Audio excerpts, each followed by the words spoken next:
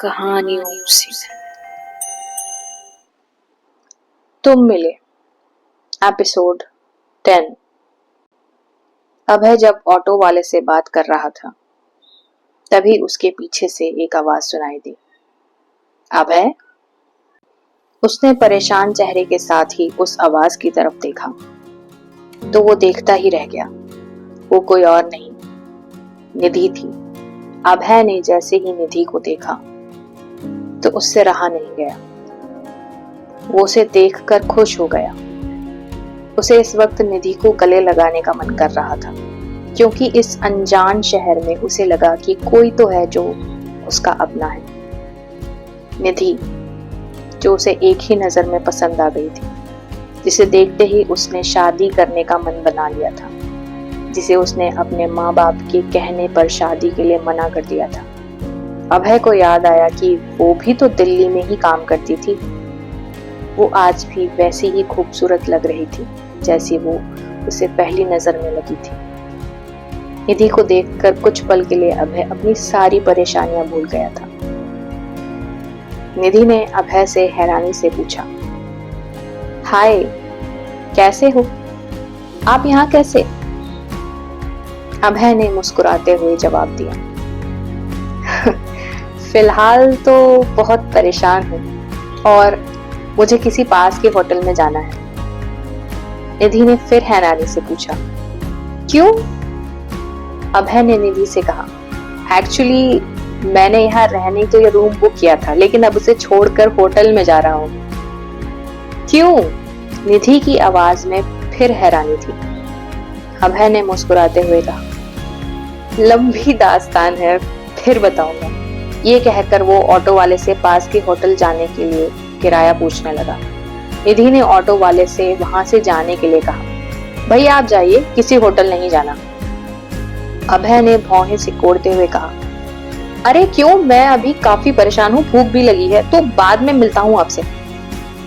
निधि ने कहा, मैं जानती हूँ आप परेशान हैं, इसीलिए कह रही हूँ। यहाँ पास में इतने भी अच्छे होटल्स नहीं हैं और रेस्टोरेंट्स भी सभी जगह बंद हो गए होंगे, तो खाना ढूंढने में भी प्रॉब्लम हो सकती है, इसलिए अभी आप मेरे साथ चलिए। फिर निधि ने ऑटो वाले से दोबारा कहा, भैया आप जाइए।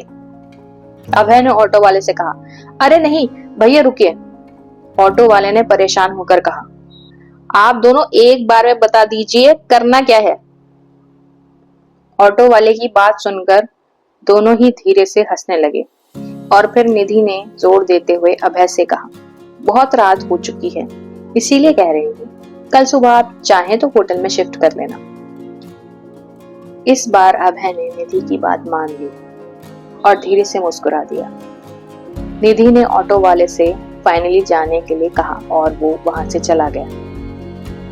अब वहां पर सिर्फ निधि और अभय थे। अभय ने कुछ सोचते हुए कहा, क्या आपको सच में लगता है कि मुझे होटल नहीं जाना चाहिए? निधि मुस्कुराई और बोली, अब तो आपके पास कोई ऑप्शन भी नहीं है। अभय निधि की बात पर धीरे से हंसने लगा और बोला, तो बताइए कहाँ जाना है? इस बिल्डिंग की तरफ। निधि ने उस सोसाइटी की एक बिल्डिंग की तरफ इशारा किया। अभय ने सवालिया नजरों से निधि को देखा तो निधि ने कहा, यहाँ मेरा घर है। अभय ने झिझकते हुए कहा, मुझे ये सही नहीं लग रहा, मैं आपके घर पर क्या, एक काम करें, आप मेरी बाहर तक जाने में हेल्प कर दीजिए, मैं होटल ही चला जाता हूँ। निधि ने जिद करते हुए कहा, कोई प्रॉब्लम नहीं होगी और दोस्तों के साथ फॉर्मेलिटी नहीं करते, चलिए आपको भूख भी लगी होगी। निधि ने जब अभय को अपना दोस्त कहा तो अभय को अच्छा लगा। वो ये भी देख रहा था कि निधि उससे बहुत अच्छे से बात कर रही थी। उसके अंदर अभय के लिए कोई भी नाराजगी दिखाई नहीं दे रही थी। तो क्या वो उससे बिल्कुल भी नाराज नहीं थी? लेकिन साथ में वो ये भी सोच रहा था कि अगर निधि उससे नाराज नहीं थी तो उसने उसे ब्लॉक क्यों किया था? पर फिलहाल उसे अपने सर पर एक छत चाहिए थी, इसलिए ये सब बातें ना सोचते हुए उसने निधि के साथ जाना सही समझा।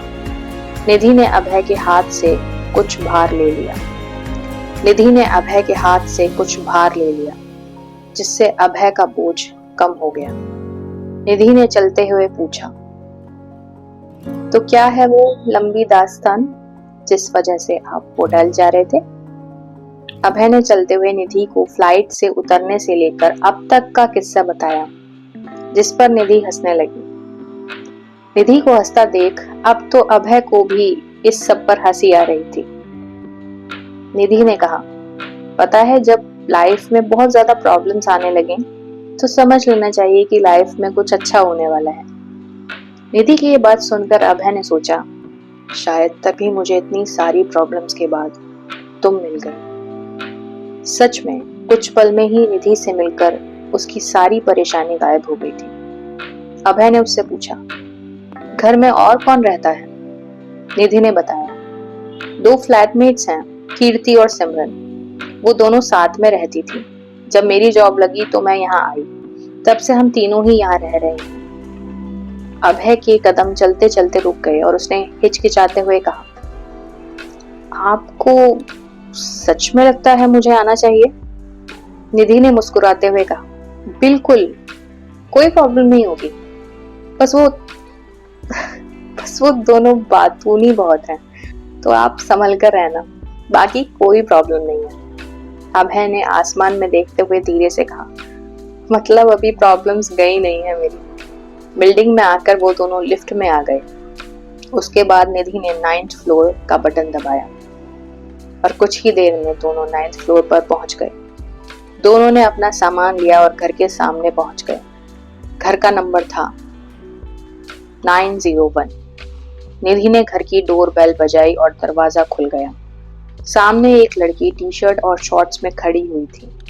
निधि ने उससे अभय को मिलवाया और कहा, अभय, यह है कीर्ति, मेरी फ्लैटमेट, और कीर्ति ये है अभय, मेरे फ्रेंड। कीर्ति ने अभय को ऊपर से नीचे तक आंखें छोटी करते हुए गौर से देखा, फिर कहा, हाय। अभय ने भी झिझकते हुए उसे हाय कह दिया। निधि ने अभय को सोफे पर बैठने का इशारा किया और वो चुपचाप बिना कुछ कहे सोफे पर बैठ गए। इतने में एक और लड़की एक कमरे से बाहर आई, जो टी-शर्ट और लोअर में थी, और वो भी अभय को घूर रही थी। निधि ने उससे कहा, सिमरन, ये है अभय, मेरे फ्रेंड। सिमरन ने अपने चेहरे पर छोटी मुस्कुराहट लाते हुए कहा, ओह फ्रेंड, ये कब बना? वैसे हाय फ्रेंड। अभय ने भी उसे जवाब में हाय कह दिया और चुपचाप वहां बैठा रहा। सिमरन और कीर्ति दोनों ही एक कमरे में चले गए और वहां जाकर निधि को आवाज लगाई। निधि उनकी आवाज सुनकर अभय को कुछ देर इंतजार करने के लिए बोलकर उस कमरे में चली गई। अभय को ये सब बहुत अजीब लग रहा था। उसे ऐसा लग रहा था कि वो दोनों उसे यहाँ रखना नहीं चाहती। शायद इसीलिए ही वो दोनों निधि को अंदर कमरे में बात करने के लिए ले गई। उसे उन तीनों की बात करने की आवाज तो आ रही थी, लेकिन वो क्या बात कर रही हैं ये समझ नहीं आ रहा था। मगर उसे एक बार ऐसा लगा कि निधि ने उसका नाम लिया है। वो अब समझ गया था कि उसी के बारे में तीनों बातें कर रही हैं। उसका मन हो रहा था कि वो अभी वहां से बाहर निकल जाए, पर इस वक्त और ऐसी हालत में वो जाता भी तो कहाँ। इसीलिए चुपचाप बस निधि के कमरे से बाहर निकलने का इंतजार करता रहा। मगर इंतजार करना उसके लिए बहुत मुश्किल था। वो इंतजार करते हुए लगातार फ्लैट के दरवाजे की तरफ देख रहा था और अपने पैर लगातार हिला रहा था। वहां एसी चल रहा था, फिर भी उसे अपनी गर्दन के आसपास पसीना महसूस होने लगा था। ये इंतजार सिर्फ 5 मिनट का था, लेकिन उस 5 मिनट में उसने 50 बार ये सोच लिया था कि क्या उसने यहाँ आकर सही किया। कुछ पल बाद निधि वहां से बाहर आई। उसने अभय का सामान उठाया और उसे कहा, चलिए मैं आपको आपका रूम दिखा देती हूँ। क्या सच में अभय ने वहां आकर सही किया, या ये उसकी अगली गलती थी? देखेंगे अगले एपिसोड में। सुनते रहिए, तुम मिले।